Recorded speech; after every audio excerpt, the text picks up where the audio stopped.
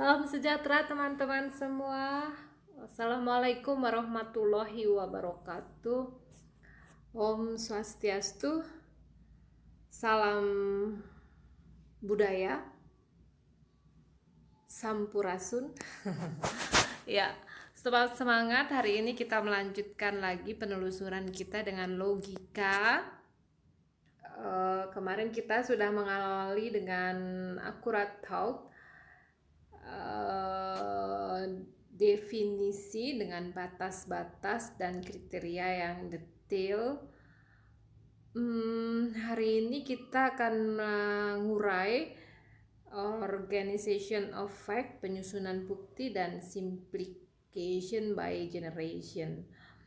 Nah, teman-teman, jika memperhatikan sebenarnya ketika itu rumusan definisi berarti sudah merupakan hasil dari apa yang dilakukan sains dengan penyusunan bukti dan generalisasi, ya. Hanya saja kita belum melihat seperti apa tahapan dan proses itu sehingga ada di depan kita kemarin definisi gitu dengan kriteria dan batasan-batasan yang sangat jelas. Nah, sebelum kita memasuki bagaimana proses penyusunan fakta, bukti-bukti untuk menyusun suatu teori atau hukum dalam bahasa yang sesuai untuk masing-masing bidang, ya, kita akan periksa kembali dulu apa yang menjadi peta kita sebelum masuk logika, sehingga ada sesuatu yang perlu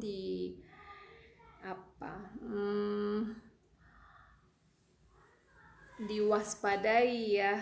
Logika itu pekerjaan pikiran, kabarnya pikiran kita bisa menyesatkan. Nah, teman-teman, agar kita menjadi cukup bijaksana dengan menggunakan pikiran kita sebelum memasuki sistem logika, ada baiknya kita lihat dan tegaskan kembali dulu untuk kita mengenal sesuatu.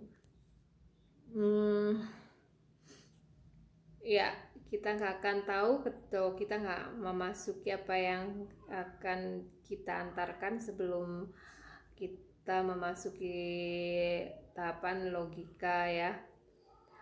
Ya, kita ingatkan kembali ketika bicara persoalan dan pertanyaan atas segala realita kehidupan, dengan logika dan dialektika kita perlu periksa realita itu berkenaan dengan apa, materi atau roh jiwa, gitu kan, ya, materi atau rohani. Nah, logika petanya tampak nyata, teman-teman, ada di landasan materialisme dengan logika, ya. Ada materialisme dengan dialektika, walaupun ada idealisme di sana, dan pastinya juga logika dan dialektika. Kita masih di satu sisi yang sangat bagian dari materialisme, khususnya logika. Nah, itulah sains kita saat ini, teman-teman, sehingga bahan dasar landasan penyelidikan kita ada di meter yang wujud, gitu, menjadi premis-premis yang menjadi landasan kita membangun hukum dan teori. Apa pentingnya di sini? Pastinya ini memiliki kelemahan dan keterbatasan kita untuk mengungkap kebenaran ataupun memahami realita kehidupan. Bayangkan saja, kehidupan tidak selalu bicara sesuatu yang statis, bahkan penuh dengan dinamika dan perubahan kehidupan. Apalagi ketika kita bukan hanya merujuk kepada sains dengan matematika atau ilmu alam, tetapi bicara masyarakat dan dinamis gitu. Ya, seperti diilustrasikan sebelumnya, teman-teman. Ini adalah logika dialektika. Materialisme menjawab realita persoalan kehidupan. Nah, realita kehidupan ini ada di depan kita dengan wujud yang selalu menghadirkan pertentangan, ya kan? Logika dengan mencoba menjawab segala sesuatu persoalan atas pertentangan itu dengan karakter yang telah diuraikan sebelumnya, panas, dingin, gelap, terang. Sedangkan dialektika menjawab persoalan lebih dalam dengan ada dan tak ada, hingga mengungkap asal-usul, akibat, atau seluk-beluk. Hingga dia memuat karakter persoalan yang berkenaan dengan rentang waktu yang menghadirkan perubahan dan pergerakan.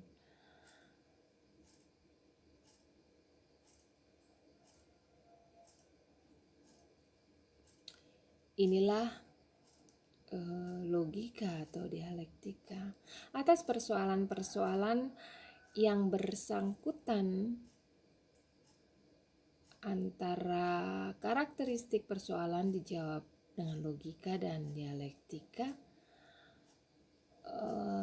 Apakah dengan kesimpulan satu antara pertentangan itu dengan ya adalah ya, atau tidak adalah tidak, atau di antara dua pertentangan itu lah terjawab suatu. Teman-teman, leluhur bangsa ini mengajarkan dengan sangat sederhana suatu cara melihat kehidupan atas realita yang selalu tampak di depan mata kita dalam bentuk dualitas, konflik, pertentangan. Itu kita akan ilustrasikan atau ambil satu contoh peninggalan leluhur kita dan syukur. Ya, siap teman-teman, tidak ada yang tidak kenal dengan lagu syukur ya. Mari kita simak bersama.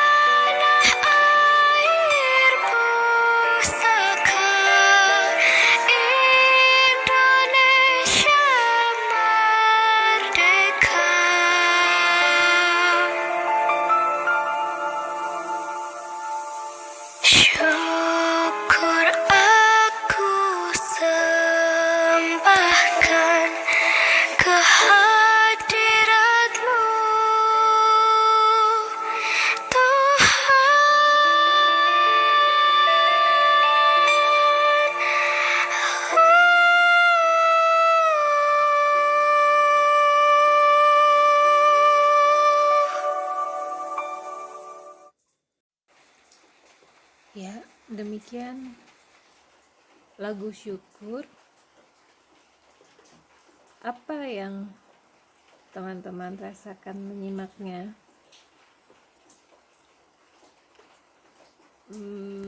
Pernah nggak terpikir, teman-teman tahu nggak lagu ini diciptakan H. Mutahar? Sudah merdeka atau belum merdeka kita?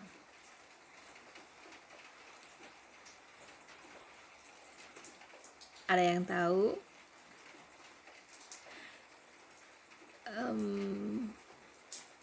Belum merdeka.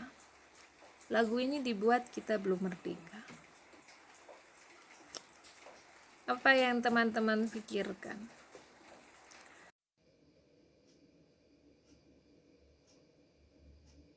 Berapa lama kita hidup dijajah? Seperti apa penderitaan hidup dalam penjajahan? Dramanya tidak akan kita ungkap dalam ilustrasi. Barangkali 1-2 kata tidak akan mewakili. Bukan barangkali, pastinya akan menyederhanakan kehidupan dengan penderitaan yang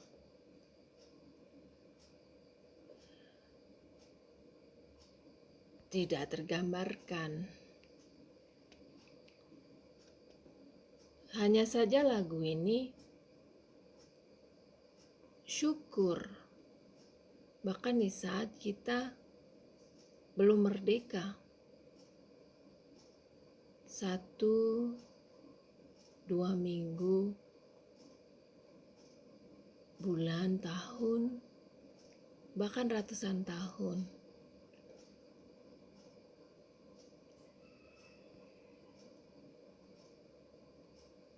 Syukur. Mari kita simak apa gambaran lagu ini tentang kehidupan, sehingga syukur itu bahkan diucapkan ketika kita masih dijajah.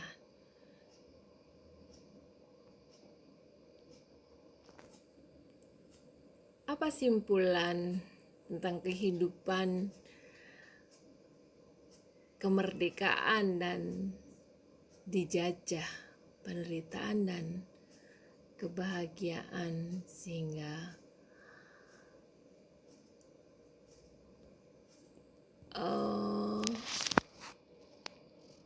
teman-teman yakinnya teguh, ikhlasnya penuh. Bahkan dengan syukur itu antara kehidupan merdeka atau dijajah, kehidupan bahagia atau penderitaan, semuanya adalah karunia Tuhan. Bahkan dengan penuh keikhlasan, penuh keteguhan, yakin yang sangat teguh atas apapun situasi hidup yang diterima dalam pertentangan kebahagiaan atau penderitaan, dua-duanya adalah karunia Tuhan. Sehingga syukur itulah yang terucap, bahkan di dalam tindakan.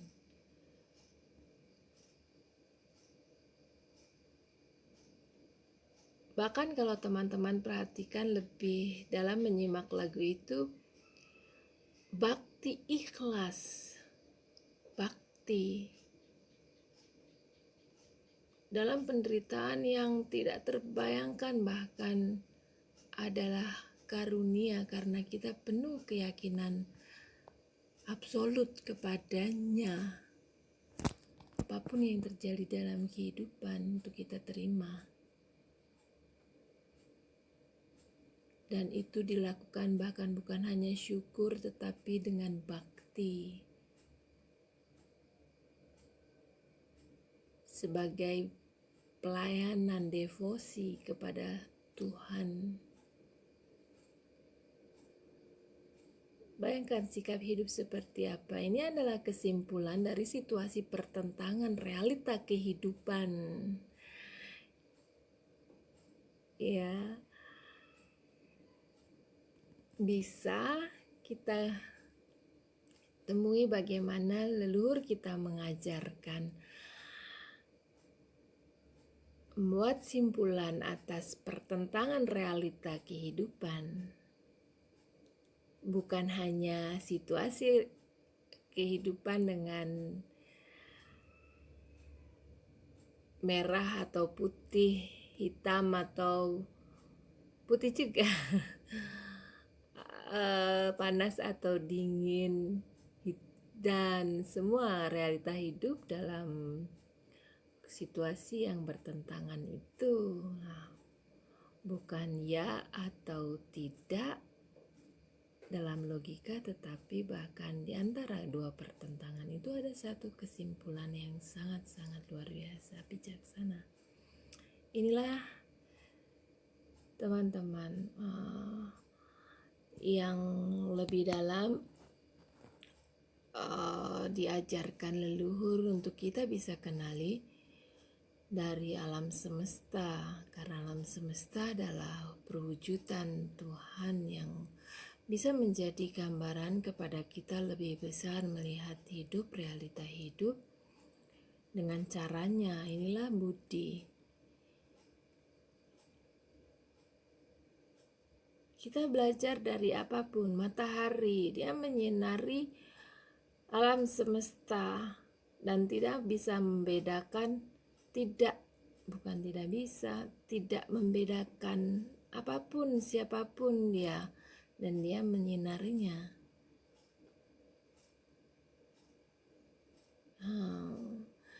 Budi pekerti, belajar dari alam semesta. Inilah ajaran leluhur kita untuk berpikir.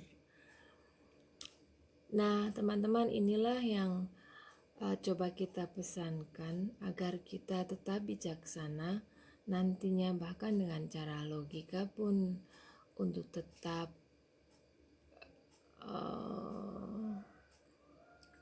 berada pada titik di mana antara pertentangan realita hidup yang ada di depan kita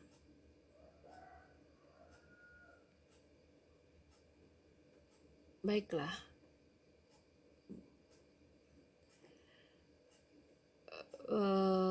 Nah, saat ini sains kita bekerja dengan logika itu dan kita siap mengarunginya, walaupun kita tahu bahwa ada cara berpikir yang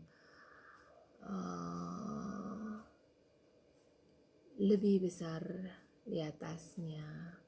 Tapi logika bukan tidak berguna, hanya kita berhati-hati menggunakannya dengan satu kesimpulan atas realita hidup yang memang selalu menghadirkan dualitas di depan kita. Bukan hanya kesimpulan, karena akan berujung pada dasar kita untuk menyikapi dan juga bertindak atas realita itu. Besar di dalamnya adalah persoalan kehidupan. Baiklah teman-teman, kita siap berangkat memasuki logika. Semoga tadi pelajaran kita bisa menjadi bekal untuk kita tetap waspada dan tidak terbawa oleh pemikiran yang tidak bijaksana. Sains logika kita memasuki ini kembali, dan seperti yang disampaikan di awal, kita sudah belajar akurat Hawk dengan definisi kemarin, dan pun sudah dijelaskan bahwa ketika kita berhadapan dengan definisi ini, berarti itu adalah hasil dari proses organisasi atas bukti-bukti, dan hasil itu bisa digeneralisasikan atas kelompok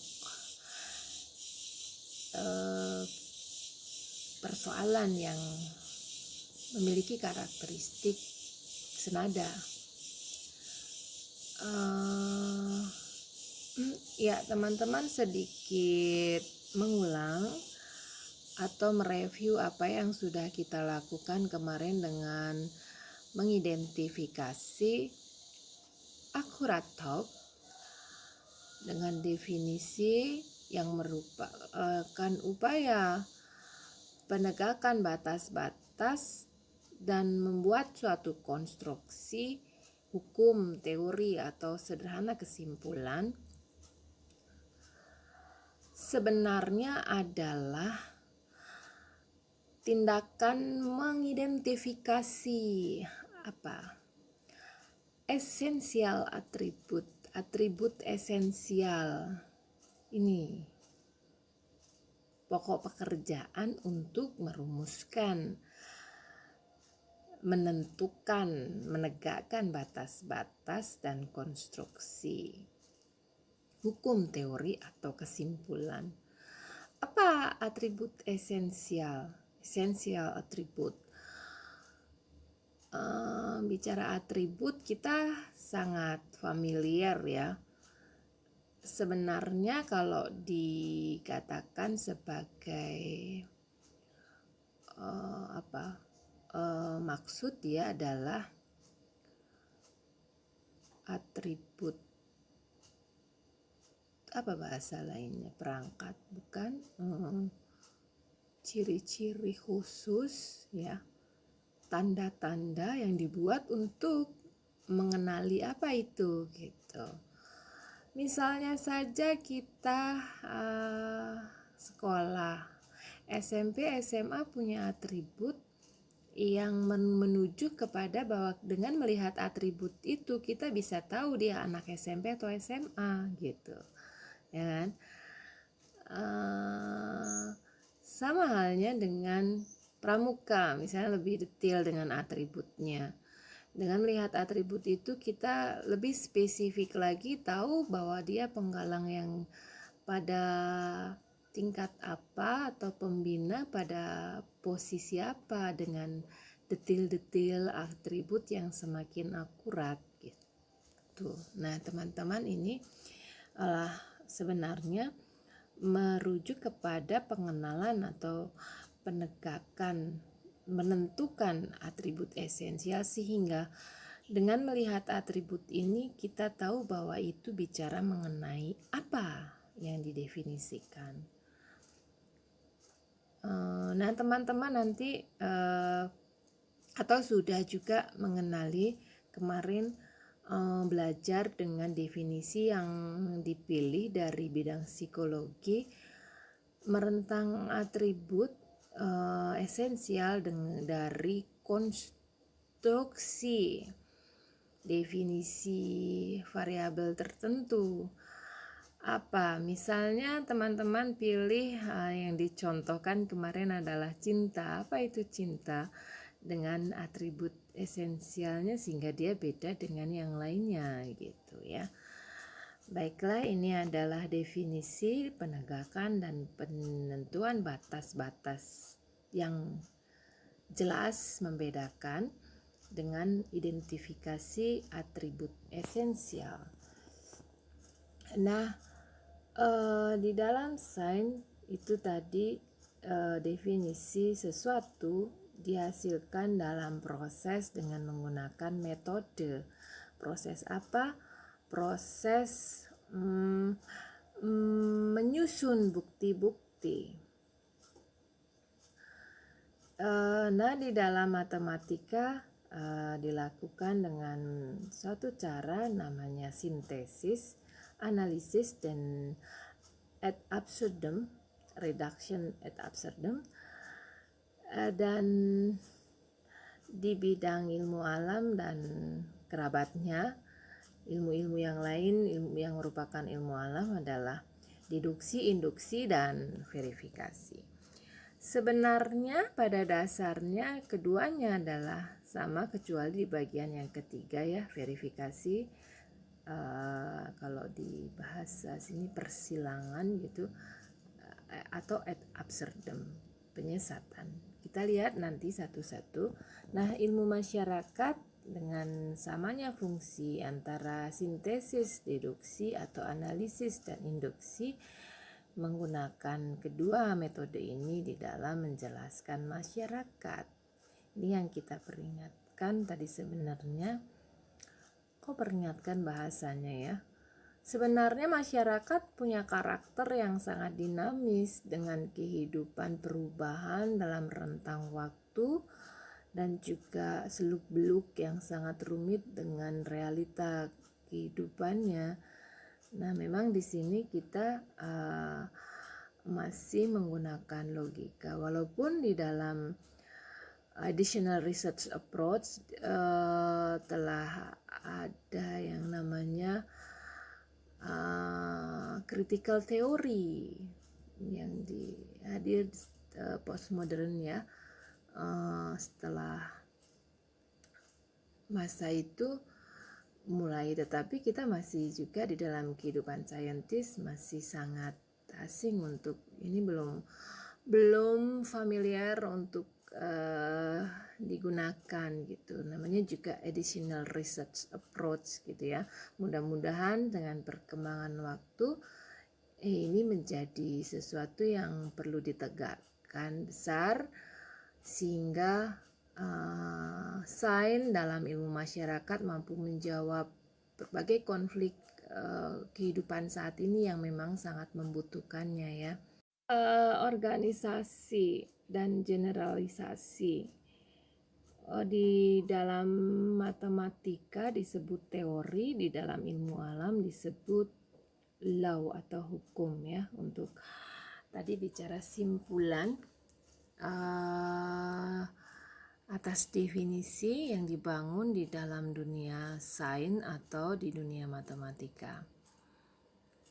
Nah, teori dan hukum merupakan hasil penyusunan organization atas bukti ya, dan pengumuman atau generalisasi dari hasilnya tadi berdasarkan bukti-bukti. Nah, bukti di dunia matematika dan geometri berbeda dengan bukti di dunia ilmu alam dan juga ilmu masyarakat. Geometri berkenaan dengan titik, garis, ruang, dan ilmu alam berkenaan dengan persoalan zat ya, zatnya alam, apapun yang sedang dikerjakan atas bidang kerja ilmu alam, dan ilmu masyarakat dengan pastinya masyarakat dan sistem kehidupan masyarakat. Ya, teori dan ujian, artinya ketika kita bicara teori, bicara hipotesis atau rumusan kesimpulan yang telah diuji. Nah, hipotesis atau faham yang sementara ini dipakai belum nyata kepastiannya, suatu dugaan atau kepercayaan semata tadinya. Nah, setelah nyata kepastiannya, diuji dan dilaksanakan, digunakan dalam kehidupan, dipraktekkan berlangsung dalam kehidupan sehari-hari, maka dikatakan teori. Dugaan yang telah teruji dengan bukti-bukti gitu, pada akhirnya nyata kepastiannya dan digunakan, itulah teori. Ya, nah cara menguji benar tidaknya suatu teori ya, tadi kita sudah sampaikan sama bahwa sintesis, deduksi atau analisis, induksi gitu. Kalau dibahasakan bahasa pada umumnya, sintetis cara memasang, atau analitik cara mengungkai. Kemudian metode reduction ad absurdum adalah cara menyesatkan, menumbuhkan itu apa bahasanya, bahasa membenturkan gitu ya. Kita dalam rangka menguji nih, untuk menguji. Jadi kita sudah buat hipotesis, kemudian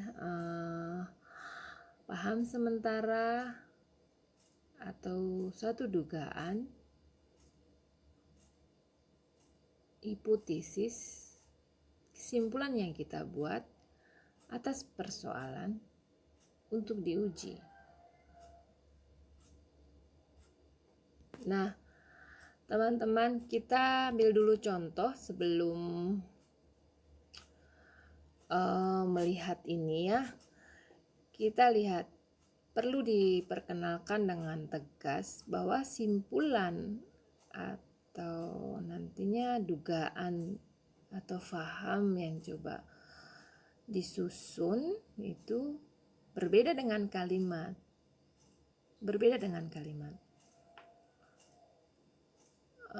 Kalau kita bedakan, ini contoh. Semua yang berideologi komunis pasti tidak beragama, sesat, rusak, dan tidak beradab. Itu adalah suatu kesimpulan. Untuk mencapai ini ada satu cara, artinya hasil penyelidikan yang akhirnya mengarahkan kita kepada suatu judgement tertentu gitu. Iya. Rumusan yang merupakan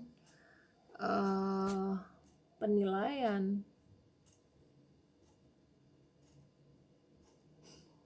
Berbeda dengan kalimat. Di sini dicontohkan Reni suka makan mie ayam, itu kalimat, dan ini bukan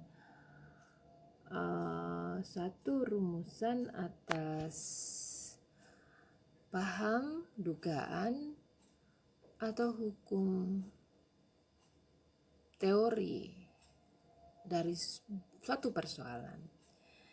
Itu terlihat nyata ya bedanya. Kita pakai contoh apa yang sudah kita contohkan di awal pertemuan filsafat. Nah, teman-teman bisa bayangkan contoh ini, saya ulang. Semua yang berideologi komunis pasti tidak beragama, sesat, rusak, dan tidak beradab. Nah, simpulan ini ketika itu bicara metode sintesis, cara memasang, yaitu kita menyusun bukti-bukti dan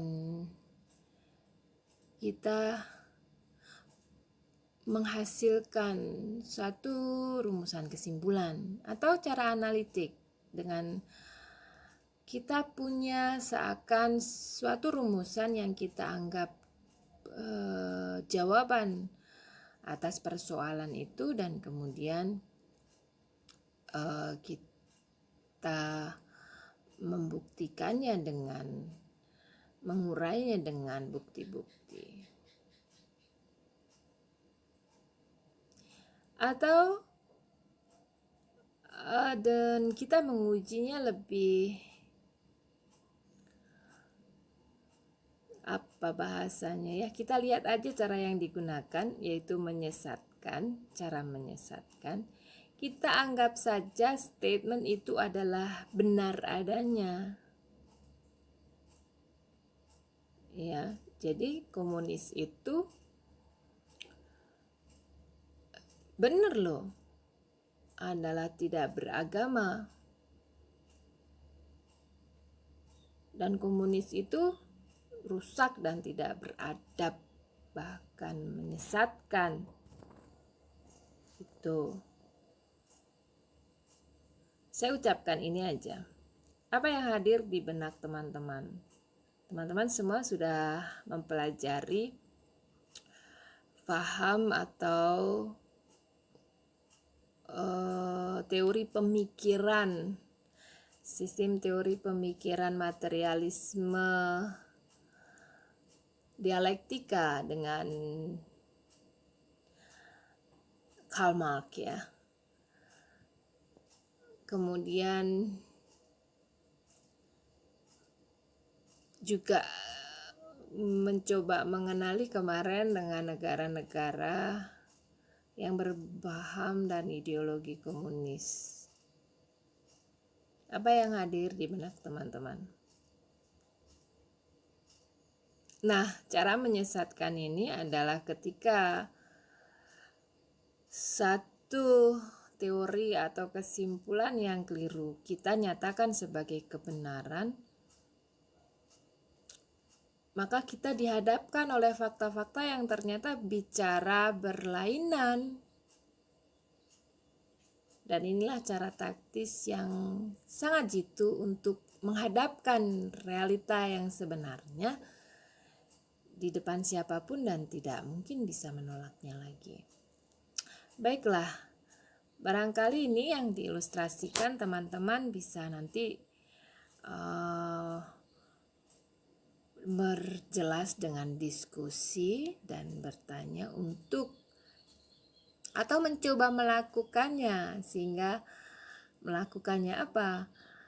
Ketika berdiskusi dengan teman-teman untuk menggunakan metode ini, bisa jadi suatu cara yang kuat, lebih membuat kita mengenal metodenya. Baiklah, sampai di sini teman-teman. Semoga bermanfaat dan selalu semangat untuk belajar. Akhirnya mudah-mudahan satu karya bersama yang lebih banyak lagi bermanfaat untuk pihak-pihak yang lebih besar. Tetap semangat, mari kita belajar bersama, mari kita saling mengisi dan berkarya bersama dengan penuh semangat. Semoga tidak ada kesalahpahaman di antara kita. Salam sejahtera, Rahayu, Om Swastiastu, Salam Budaya, Namaste, sampai jumpa.